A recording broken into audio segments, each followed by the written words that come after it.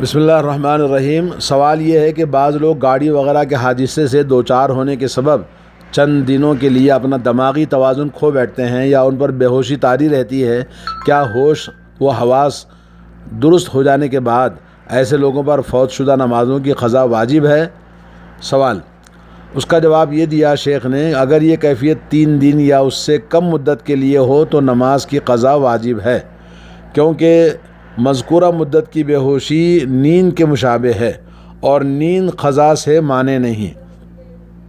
جیسا کہ صحابہ کرام رضوان اللہ علیہم اجمعین کی ایک جماعت کے بارے میں منقول ہے کہ وہ 3 دن سے کم مدت کے لیے بے ہوشی کے شکار ہوئے اور فوت شدہ نمازوں کی قضا کی ہے۔ لیکن اگر یہ کیفیت 3 دن سے زیادہ مدت کے لیے ہو، آدمی بے ہوش ہو جائے تو فوت شدہ نمازوں کی قضا نہیں کرنی ہے۔ نبی کریم صلی اللہ علیہ وسلم کا ارشاد ہے، 3 قسم کے لوگوں سے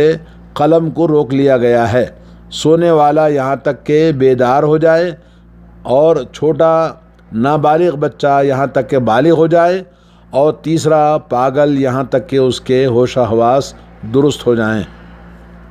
مذکورہ مدت کی بے ہوشی جنون پاگل کے مشابہ ہے، کیونکہ وہ دونوں صورتوں میں عقل سے زائل ہوتی ہے۔ اس لیے اگر کوئی آدمی 3 دن سے زیادہ اگر بے ہوش رہتا ہے ہاسپٹل میں تو اس کے لیے نماز معاف ہے۔ اللہ تعالی ہم سب کی حفاظت فرمائے، اور اللہ رب العالمین واللہ ولی التوفیق۔ جی، اور ایک سوال یہ ہے کہ بہت سارے بیمار نماز کی ادائیگی میں سستی برتتے ہیں اور کہتے ہیں کہ شفایاب ہونے کے بعد قضا کر لیں گے، اور بعض پاکی و طہارت پر قادر نہ ہونے کا بہانہ بناتے ہیں۔ ایسے لوگوں کے بارے میں آپ کیا نصیحت فرماتے ہیں؟ جواب، شیخ نے یہ کہا کہ جب تک ہوش و حواس درست ہوں، محض اس دلیل سے کہ طہارت حاصل کرنے پر قدرت نہیں، بیماری نماز کی ادائیگی سے مانے نہیں ہے، بلکہ مریض پر اپنی طاقت کے مطابق نماز ادا کرنا واجب ہے۔ پانی سے طہارت حاصل کر سکتا ہے تو پانی سے طہارت حاصل کرے، ورنہ تیمم کر کے نماز پڑھے۔ نیز نماز کے وقت جسم اور لباس سے ناپاکی دھل لے یا پاک و صاف کپڑے بدل لے۔ اگر نجاست دھلنے یا پاک کپڑے بدلنے کی بھی طاقت نہیں ہے تو اپنی اسی حالت میں نماز پڑھ لے، کیونکہ اللہ تعالیٰ کا ارشاد ہے، فاتقوا اللہ ما استطعتم، سورۃ التغابن آیت نمبر 16۔ اور نبی کریم صلی اللہ علیہ وسلم کا ارشاد ہے، جب میں تمہیں کسی بات کا حکم دوں تو اسے اپنی طاقت کے مطابق بجا لاؤ، متفق علیہ۔ ایسے ہی جب عمران بن حسین رضی اللہ تعالیٰ عنہ نے نبی کریم صلی اللہ علیہ وسلم سے اپنی بیماری کا شکوہ کیا تو آپ صلی اللہ علیہ وسلم نے انہیں حکم دیتے ہوئے فرمایا، نماز کھڑے ہو کر پڑھا کرو، اگر کھڑے ہونے کی طاقت نہیں تو بیٹھ کر پڑھو، اور بیٹھنے بھی اگر سکت نہیں ہے تو کروٹ کے بل نماز ادا کرو۔ یہ صحیح بخاری کی روایت ہے۔ اس حدیث کو نسائی نے بھی صحیح سند کے ساتھ روایت کیا ہے، جس میں اتنا اضافہ ہے، اگر کروٹ کے بل بھی طاقت نہیں تو چت لیٹ کر نماز پڑھو۔ جی، ایک سوال یہ ہے، ایک شخص نے جان بوجھ کر ایک یا ایک سے زیادہ وقت کی نمازیں چھوڑ دیں تو بعد میں اس نے اللہ تعالیٰ کی توفیق سے سچی توبہ کر لی، یا وہ چھوڑی ہوئی نمازوں کی قضا کیسے کرے گا؟ اس کا جواب علماء کرام نے یہ دیا ہے کہ علماء کے صحیح ترین قول کے مطابق جان بوجھ کر چھوڑی ہوئی نمازوں کی قضا ضروری نہیں ہے، کیونکہ جان بوجھ کر نماز چھوڑنے والا دائرہ اسلام سے خارج ہو کر کافروں کے زمرے میں آ جاتا ہے، اور کافر کو اسلام لانے کے بعد حالت کفر کی چھوڑی ہوئی نمازوں کی قضا واجب نہیں ہے۔ نبی کریم صلی اللہ علیہ وسلم کا ارشاد ہے، آدمی کے اور کفر و شرک کے درمیان نماز چھوڑنا یہ سب سے بڑا فرق ہے۔ صحیح مسلم۔ ایک اور حدیث میں آپ نے فرمایا، ہمارے اور ان کافروں کے درمیان نماز کا فرق ہے، تو جس نے نماز چھوڑ دی اس نے کفر کیا۔ مسند احمد، سنن اربعہ بروایت بریدہ بن حصیب رضی اللہ تعالیٰ عنہ۔ دوستو، نبی کریم صلی اللہ علیہ وسلم نے ان لوگوں کو جو کفر سے نکل کر اسلام میں داخل ہوئے حالت کفر کی چھوڑی ہوئی نمازوں کی قضا کا حکم نہیں دیا ہے، اور نہ ہی صحابہ کرام نے مرتدین کو دوبارہ اسلام میں واپس ہونے کے بعد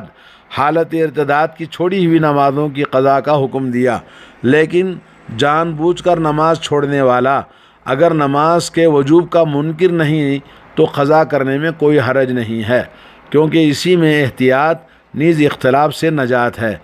جیسا کہ اکثر اہل علم اس شخص کو نماز چھوڑنے پر کافر نہیں گردانتے جو نماز کے وجوب کے قائل ہوں۔ واللہ ولی التوفیق۔ سوال یہ ہے، کسی تنہا شخص نے یا کسی جماعت نے بھول کر بلا اقامت نماز پڑھ لی تو کیا اس سے نماز متاثر ہوگی؟ جواب: جو نماز بھول کر بغیر اقامت کے پڑھ لی جائے وہ نماز درست ہے، خواہ کسی تنہا شخص نے پڑھی ہو یا کسی جماعت نے۔ اسی طرح اگر بلا اذان کے نماز پڑھ لی جائے تب بھی نماز درست ہے، مگر جن سے اذان اور اقامت چھوٹی ہے انہیں اللہ سے توبہ کرنی چاہیے، کیونکہ اذان اور اقامت فرض کفایہ اور اصل نماز سے خارج ہیں، اور فرض کفایہ کا حکم یہ ہے کہ اگر بعض لوگوں نے اسے انجام دے دیا باقی لوگوں سے یہ ذمہ داری ساقط ہو جائے گی، اور اگر سب نے چھوڑ دیا تو سب کے سب گنہگار ہوں گے۔ بس اذان اور اقامت کا بھی یہی حکم ہے، اگر کسی نے انہیں انجام نہیں دیا تو باقی لوگوں سے ان کا وجوب اور گناہ ساقط نہیں ہوگا۔ اگر کسی نے جیسے مسجد میں اذان ہوئی، کسی مسجد میں اذان نہیں ہوئی اور کسی نے اقامت دینا بھول گیا تو خواہ وہ سفر میں ہوں یا حضر میں، اکیلے میں اگر نماز میں اگر کوئی آدمی اذان اور اقامت بھول گیا اور شہر میں ہوں یا گاؤں اور دیہات میں، تو تمام کے لیے ضروری ہے کہ آدمی اذان اور اقامت کا ہے، اگر بھول جائے تو فرض کفایہ ہے، اس سے نماز ہو جائے گی۔ البتہ یہ کہ اگر یاد ہو آدمی کو تو اکیلے میں اقامت کہنا چاہیے، اذان کہنے کی ضرورت نہیں ہے۔ البتہ ہے کہ مسجد میں اگر اذان بھول جائے، دوسری مسجدوں میں اذان ہو گئی شہر کے اندر تو کوئی حرج نہیں ہے، بغیر اذان کے اقامت کہہ کر نماز پڑھیں۔ اگر اقامت کہنا بھی بھول گیا، امام صاحب آئے سیدھے مصلی پہ کھڑے ہو کے تکبیر شروع کر دی تو تب بھی ان کی نماز مکمل ہے، اور نماز کے جو ارکان ہیں، واجبات ہیں، اس میں اذان اور اقامت داخل نہیں ہے، بلکہ اذان اور اقامت کا کہنا اور اذان کا کہنا اسلام کے شعائر اور نماز سے ایک الگ چیز ہے جو نماز کا حصہ ہے، تو نماز انشاءاللہ ان کی مکمل ہے۔ ایک ساتھی کا سوال ہے کہ میں نے تارک نماز کی سزا کے نامی ایک پمفلیٹ کو دیکھا جس میں لکھا ہوا ہے کہ نبی کریم صلی اللہ علیہ وسلم سے روایت ہے کہ جو شخص سستی کی وجہ سے نماز چھوڑ دے اللہ تعالیٰ اسے 15 سزائیں دے گا، پھر اس کے بعد ان 15 سزاؤں کو ذکر کیا گیا ہے، اور پھر اس پمفلیٹ کے آخر میں یہ بھی لکھا ہے کہ جو کوئی اس کتابچے کو پڑھے گا تو امید ہے کہ اس کی فوٹو کاپیاں کروا کے لوگوں میں تقسیم کرے گا، اور پھر یہ بھی لکھا ہے کہ نیکی کا کام کرنے والے کو فاتحہ کا ثواب ملتا ہے۔ اسی طرح میں نے پمفلیٹ کے ایک دوسرے میں یہ دیکھا کہ قرآن کریم کی 3 آیات لکھی ہوئی تھیں، اور ان میں سے پہلی آیت یہ تھی بل اللہ فاعبد وکن من الشاکرین، سورہ زمر آیت نمبر 67، بلکہ اللہ ہی کی عبادت کرو اور شکر گزاروں میں سے ہو جاؤ۔ اور پھر لکھا ہے کہ یہ آیات 4 دنوں کے بعد خیر اور بھلائی کو لانے کا سبب بنتی ہیں، لہذا جو شخص ضرورت مند ہو اس کی طرف اس کی 25 کاپیاں بھیجی جائیں۔ اور پھر آخر میں کچھ سزائیں ذکر کرنے کے بعد لکھا ہے کہ جو کوئی ان آیات کو ترک کر دے گا تو اسے یہ سزائیں ملیں گی۔ یہ دونوں پمفلیٹ چونکہ باطل اور منکر ہیں، لہذا میں نے ان کے بارے میں مطلع کرنا ضروری سمجھا تاکہ وہ لوگ ان سے فریب خوردہ نہ ہوں جو شریعت مطہرہ کے احکام سے ناواقف ہیں۔ وباللہ التوفیق۔ بلا شبہ یہ دین میں ایک نو ایجاد طریقہ ہے، اور علم کے بغیر اللہ تعالیٰ کی طرف ایک غلط بات کو منسوب کرنا ہے، جبکہ اللہ سبحانہ و تعالیٰ نے اپنی کتاب عزیز میں بیان فرمایا کہ یہ بہت بڑا گناہ ہے چنانچہ ارشاد باری تعالیٰ ہے قل انما حرم ربی الفواحش ما ظہر منها وما بطن والاثم والبغی بغیر الحق وان تشرکوا باللہ ما لم ينزل به سلطانا وان تقولوا علی اللہ ما لا تعلمون۔ سورۃ الاعراف آیت نمبر 33۔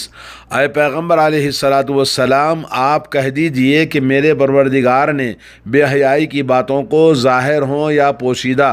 اور گناہوں کو اور ناحق زیادتی کرنے کو حرام قرار دیا ہے، اور اس کو بھی حرام کیا ہے کہ تم کسی کو اللہ کا شریک بناؤ جس کی اس نے کوئی سند نازل نہیں کی ہے، اور اس کو بھی حرام کیا ہے اللہ نے کہ اللہ کے بارے میں ایسی باتیں کہو جن کا تمہیں کچھ علم نہیں ہے، اور اللہ نے فرمایا وَلَا تَخْفُ مَا لَيْسَ لَكَ بِهِ علم، اور جس کا تمہیں علم نہیں ہے ان کے بارے میں تم زبان سے کوئی بات نہ کہو۔ ان السمع والبصر والفؤاد کل اولئک کان عنہ مسئولا، اس لیے کہ آنکھیں اور کان سے سنی ہوئی باتیں اور سب باتیں اللہ تعالیٰ کے پاس پوچھی جانے والے ہیں۔ لہذا اس آدمی کو اللہ تعالیٰ سے ڈرنا چاہیے جو اس منکر طریقے کو اختیار کرتا ہے اور اللہ تعالیٰ اور اس کے رسول صلی اللہ علیہ وسلم کی طرف ایسی بات منسوب کرتا ہے جو انہوں نے بیان ہی نہیں فرمائی ہے۔ سزاؤں کی تحدید اور اعمال کی جزا کے تعین کے تعلق سے علم غیب سے ہے، ان کا تعلق علم غیب سے ہے، لہذا اس کو معلوم کرنے کا طریقہ صرف وحی الہی ہے جس کی روشنی میں رسول اللہ صلی اللہ علیہ وسلم نے خبر دی ہو، اور ان پمفلٹوں میں مذکور سزاؤں کا کتاب و سنت میں کوئی ذکر نہیں ہے۔ اس طرح کی بہت ساری تبلیغی جماعت کی کتابوں میں فضائل اعمال میں ایسی سزائیں وہ جو آپ نے سنا 15 سزائیں اس کو ملتی ہیں جو آدمی سستی اور کاہلی سے نماز چھوڑ دیتا ہے، یہ من گھڑت حدیث ہے۔ وہ حدیث جسے صاحب پمفلٹ نے رسول اللہ صلی اللہ علیہ وسلم کی طرف منسوب کیا ہے تاکہ تارک نماز کو 15 قسم کی سزائیں ملتی ہیں آخر تک، یہ باطل اور جھوٹی روایت ہے جسے رسول اللہ صلی اللہ علیہ وسلم کی طرف منسوب کرنا جھوٹ ہے، جیسا کہ حفاظ حدیث علماء کرام رحمہم اللہ نے، مثلا حافظ ذہبی نے میزان میں، حافظ ابن حجر نے اور کئی ایک دیگر علماء نے بیان فرمایا ہے۔ حافظ ابن حجر نے اپنی کتاب لسان المیزان میں محمد بن علی بن عباس بغدادی عطار کے حالات میں لکھا ہے کہ اس نے تارک نماز کے بارے میں ایک باطل حدیث ابو بکر بن زیاد نیشابوری کی طرف منسوب کی ہے، جسے اس سے محمد بن علی موازینی ابی نرسی کے شیخ نے روایت کیا ہے، اور محمد بن علی کا گمان یہ ہے کہ ابن زیاد نے اسے ربیع عن الشافعی وعن مالک وعن سما وعن ابی صالح وعن ابی ہریرہ سند سے مرفوعاً بیان کیا ہے۔ جو شخص نماز میں سستی کرے گا تو اللہ تعالیٰ اسے 15 سزائیں دے گا۔ یہ روایت بالکل باطل اور صوفیہ کی وضع کردہ ہے اور تبلیغی جماعت کے نصاب فضائل اعمال کے اندر بھی موجود ہے۔ بحوث العلمیہ والافتاء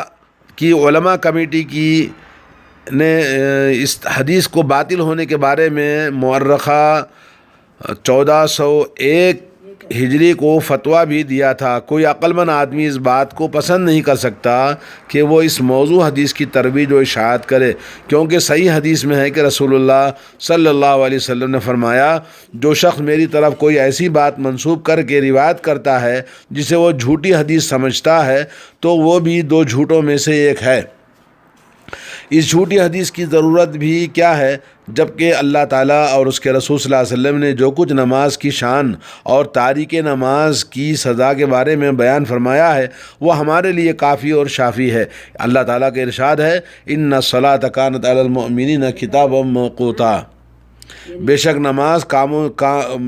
کا مومنوں پر اللہ تعالیٰ نے وقت مقررہ کے ساتھ میں فرض قرار دیا ہے۔ اور اہل جہنم کا ذکر کرتے ہوئے اللہ نے فرمایا ما سلککم فی سقر قالوا لم نک من المصلین،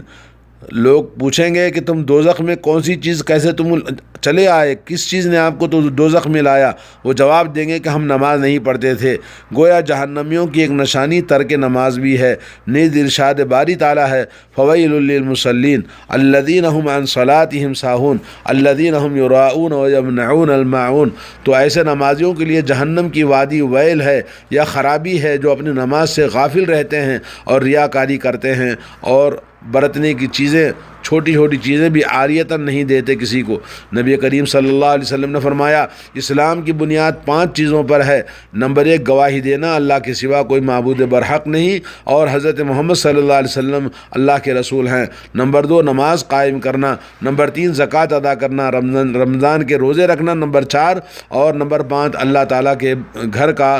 جس کے پاس استطاعت ہو حج کرنا۔ نیز رسول اللہ صلی اللہ علیہ وسلم نے یہ بھی فرمایا ہمارے اور ان کے درمیان عہد نماز ہے، جو نماز ترک کر دے گا وہ کافر ہے۔ اس موضوع سے متعلق آیات اور احادیث بہت سارے ہیں جیسا کہ معلوم ہے۔ دوسرا پمفلٹ جو کہ آیتوں کو لکھا کہ ان آیتوں کو لکھنے کے بعد میں یہ کہنا کہ اس کو 4 مرتبہ یہ آیتیں یہ اتنی مرتبہ پڑھیں تو یہ برکت ہوگی، اگر جو نہیں پڑھے گا اس کو یہ نقصان ہوگا، اس طرح کی باتیں۔ اس پمفلٹ کے لکھنے والے نے یہ ذکر کیا ہے کہ جو اسے تقسیم کرے گا اسے فلاں فلاں خیر اور بھلائی حاصل ہوگی، اور جو اسے چھوڑ دے گا تو اسے فلاں فلاں سزا ملے گی۔ یہ بھی بے حد باطل اور بہت بڑی جھوٹ بات ہے۔ یہ ان جاہلوں اور بدعتیوں کا کام ہے جو عوام کو حکایات اور خرافات اور باطل چیزوں میں مشغول رکھ کر اس واضح اور صاف حق سے دور لے جاتے ہیں جو کتاب اللہ سنت رسول اللہ میں موجود نہیں ہیں۔ لوگوں کے لیے خیر یا شر کی جو بات بھی پیدا ہو وہ اللہ سبحانہ و تعالیٰ کی طرف سے ہوتی ہے۔ قُلْ لَا يَعْلَمُ مَنْ فِي السَّمَاوَاتِ وَالْأَرْضِ الْغَيْبَ إِلَّا اللَّهُ۔ اے پیغمبر علیہ السلام آپ کہہ دیجئے کہ جو آسمانوں اور زمین میں ہے اللہ کے سوا غیب کی باتیں کوئی نہیں جانتے۔ رسول اللہ صلی اللہ علیہ وسلم سے یہ قطعاً ثابت نہیں ہے کہ جو شخص ان 3 یا ان سے زیادہ آیتوں کو لکھے اسے یہ ثواب حاصل ہوگا، یا اس طرح کی جو چیزیں عام طور پر لوگوں میں گردش کرتی رہتی ہیں فیس بک پر اور سوشل میڈیا میں، اور اسے یہ کرنے سے یہ ہوگا وہ نہ کرنے سے یہ ہوگا، یہ محض جھوٹا دعویٰ اور کذب اور بہتان ہے۔ جبکہ یہ حقیقت معلوم ہو گئی ہے تو ثابت ہوا کہ ان دونوں پمفلٹوں یا اس طرح کے جو پمفلٹ لوگ تیار کر کے لوگوں میں تقسیم کرتے ہیں وہ بہت بڑا گناہ ہے۔ ان کی ترویج و اشاعت میں شرکت کرنا جائز نہیں۔